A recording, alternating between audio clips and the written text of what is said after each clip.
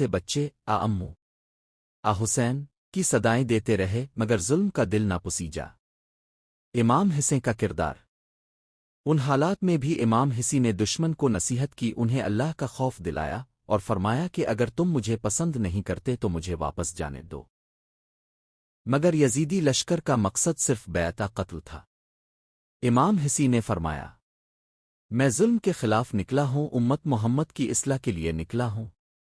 شب عاشور 10 محرم سے ایک رات پہلے امام حسین نے اپنے ساتھیوں کو جمع کیا اور فرمایا، یہ لوگ مجھے چاہتے ہیں، تم اندھیرے میں چلے جاؤ، میں تم سے بیعت اٹھاتا ہوں۔ مگر تاریخ گواہ ہے کہ کسی نے ساتھ چھوڑنے کا تصور بھی نہ کیا۔ حضرت عباس، حضرت علی اکبر، حضرت قاسم اور دیگر جانصاروں نے کہا، اے حسین، ہم آپ کو چھوڑ کر زندہ نہیں رہ سکتے۔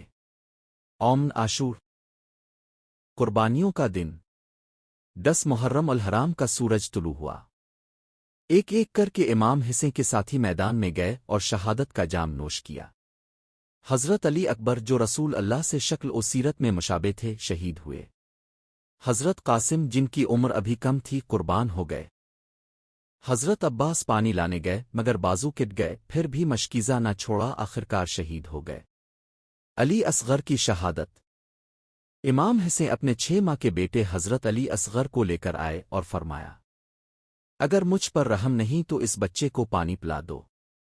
جواب میں ایک ظالم تیر آیا جو بچے کے گلے میں پیوست ہو گیا۔ آسمان لرز اٹھا، زمین کانپ گئی، مگر امام حسین نے صبر کیا اور کہا، اے اللہ تو گواہ رہنا۔ امام حسین کی شہادت۔ آخرکار امام حسین تنہا رہ گئے۔ جسم زخموں سے چور تھا مگر عزم مضبوط تھا۔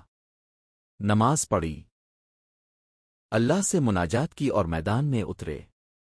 یزیدی لشکر نے چاروں طرف سے حملہ کر دیا اور نواس رسول کو بے دردی سے شہید کر دیا۔ یہ صرف ایک انسان کی شہادت نہیں تھی، یہ اسلام کی بقا کی قربانی تھی۔ کربلا کا پیغام۔